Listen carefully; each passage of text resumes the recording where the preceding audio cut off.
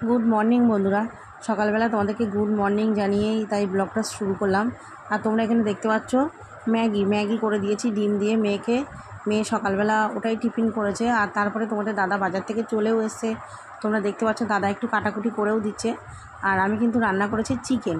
আর চিকেনটাকে দেখো মশলাপাতি এখানে কেটে কুটে গুছিয়ে রেখেছি। আর চিকেনটাকে সুন্দর করে আগে তেলের ওপরে ভেজে নিচ্ছি। তোমরা এইভাবে একবার চিকেন করে দেখো, খুব সুন্দর হবে খেতে। আমার তো ভীষণ ভালো লেগেছে, আমার একদিনের মধ্যে আজকের চিকেন রান্না খুব খুব ভালো লেগেছে। আর ওদিকে পাশে দেখলে ওটা উচ্ছে ভাতে ছিল প্রেশার কুকারে। তা দেখতে পাচ্ছ আমাদের মেনুটা উচ্ছে ভাতে। আর ওদিকে একটু পেঁয়াজ কাটা আছে। আর সঙ্গে আছে ডাল, মোচার তরকারি চিংড়ি মাছ দিয়ে, আর ওটা হলো মাছের ডিমে ভাজা, আর এটা হলো ইলিশ মাছের ঝাল, আর এটা হলো চিকেন কষা, আর সঙ্গে আছে কেওড়ার টক।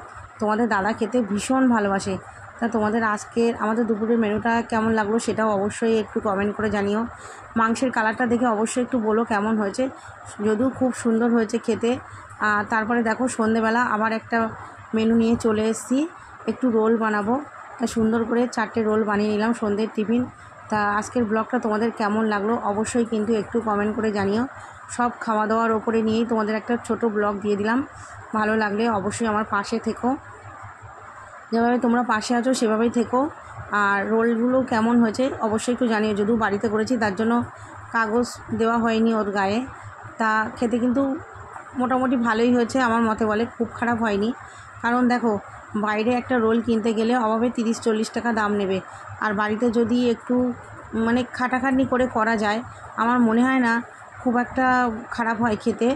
আর পয়সাটাও অনেকটা বেঁচে যায়। আমাদের মতো ঘরে 3-4 জন মানুষের জন্য রোল কিনতে গেলে প্রায় 20-30 টাকা হয়তো পড়েও যেতে পারে। তা যাই হোক, তোমাদের দাদাভাই বললো আজকে বাড়িতেই বানিয়ে নাও, সব কিছু যখন ঘরে আছে। তাই আমি একটু ট্রাই করলাম, অবশ্যই ভালো হয়েছে। তোমাদের কেমন লাগলো অবশ্যই আমাদেরকে একটু জানিও।